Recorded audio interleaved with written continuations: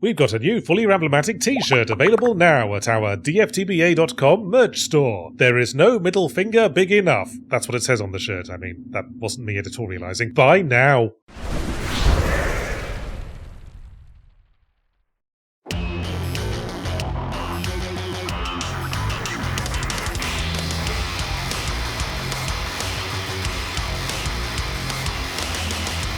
Yes, you read that title correctly. The official name of this game is Tales of the Shire, a The Lord of the Rings open brackets TM close brackets game. Not a Lord of the Rings game. God no, how the plop will people know this is set in Middle-earth copyright New Line Cinema without the all-important definite article? A Lord of the Rings? What is this? A documentary about a hereditary peer who dabbles in onion farming? This is the kind of shit you have to expect when you're dealing with an IP on this level of milkability, I suppose. No adaptation can go out until it's gone back and forth through the fucking rotating knives of legal teams, marketing departments, law experts, and entire buildings full of executives who have to justify salaries directly proportional to the vastness of their lunch breaks. Anyway, this extremely efficient process apparently recently learned that Stardew Valley is a popular game after a short, very efficient 9 years, and someone decided they were gonna get them some of that. Here's an idea, let's make a cozy game broadly speaking about what would have happened if the hobbits had told Gandalf to stick his walking stick up his arse and just stayed in the Shire to focus on gardening and smoking weed. So we play a custom-designed random hobbit. We can type in our own first name, but have to pick a surname from a list, so there's limited potential for calling yourself something rude, but I did my best with Rampant Chubb. Rampant moves to a small up-and-coming hobbit village, hitching a ride with Gandalf making a token appearance. Canonically, he spends a lot of time around hobbits because they sell him weed. Then we move into someone's abandoned hobbit hole we're entitled to for unclear reasons, and set to work befriending the neighbours. And it's all so bloody twee. Where the Lord of the Rings open brackets TM close brackets movies made themselves popular through brooding fantastical adventures and watching hobbits getting the absolute taters kicked out of them for 9 hours, here the main threat dealt with by the plot is whether or not the village you're in gets officially declared a village as opposed to a suburb of a larger hobbit community. It being very important to the locals that they distinguish themselves from those elitist, latte-drinking, white-collar hobbits in the big city. Does the Shire have a federal government that decides what is and is not a village? It always struck me as one of those hypothetical libertarian utopia kind of places that in reality always end up getting taken over by the bears no one can be asked to deal with. Oh god, I just got a sense the fucking Middle-earth lore experts are mounting on the horizon. Let's move on. I knew this was shooting for cozy games, so I wasn't expecting knife fights, but still, in the original text, Tolkien doesn't shy away from establishing that hobbits can be nasty, spiteful little bastards. I mean, there were those dudes who kept nicking Bilbo's furniture, so there's something a little off-brand about the utter toothlessness of this game. It's like the fucking Gummy Bears cartoon. Closest thing to a villainous threat is that the one guy who sells you flour is a bit of a prick, and that just means he's a little more begrudging in his praise when you invite him over for tea and pies. Tea and pies is more or less the core mechanic of Tales of the Shire,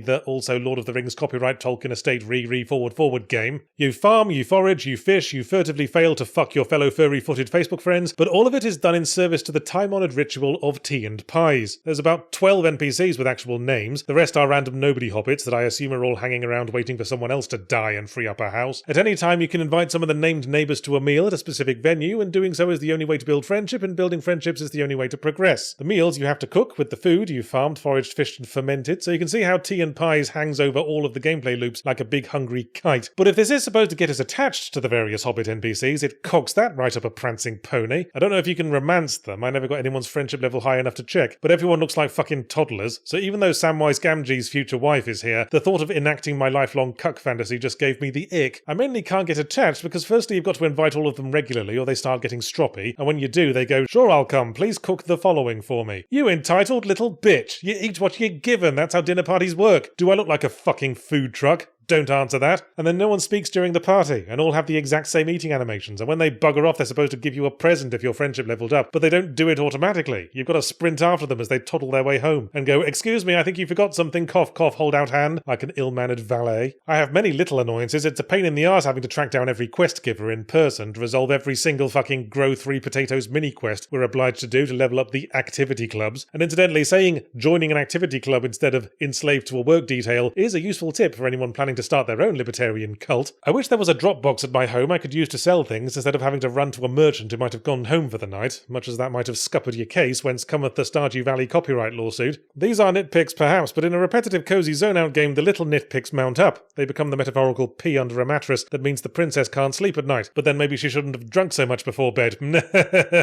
Pros. This is probably the most involved cooking minigame I've ever seen, just as well considering its importance, and I kinda like how you're guided to your destinations by birds landing on signs. nice immersive navigation system, although training entire flocks of wild birds to intuit my intended destination seems like a weird hassle to put yourself through when you forgot to give me a fucking compass. What condemns Tales of the Shite and I'm bored of this shite game is that it conflates coziness with laziness. At the thrilling story moment of our village being declared a village, slow the fuck down, Michael Bay, the NPCs are all like, remember when you first came here, Rampant Chub? What an adventure we've had since then. Yeah, it was 3 weeks ago. We haven't even gotten to winter yet. Why are you talking like this is the end of the story? Oh, that didn't take long. Don't worry, you can still level up relationships and activity clubs for as long as you want. Yeah, thanks, asshole. Maybe there's more story later. Frankly, I only played long enough after that to see what winter is like, and was disappointed one last time to find that all they do is recolor the vegetation white. Wow, look at the white leaves on all the trees, those things that famously have leaves during winter. Yeah, can't recommend, frankly. More like Lord of the I'd rather be doing other things. Sorry,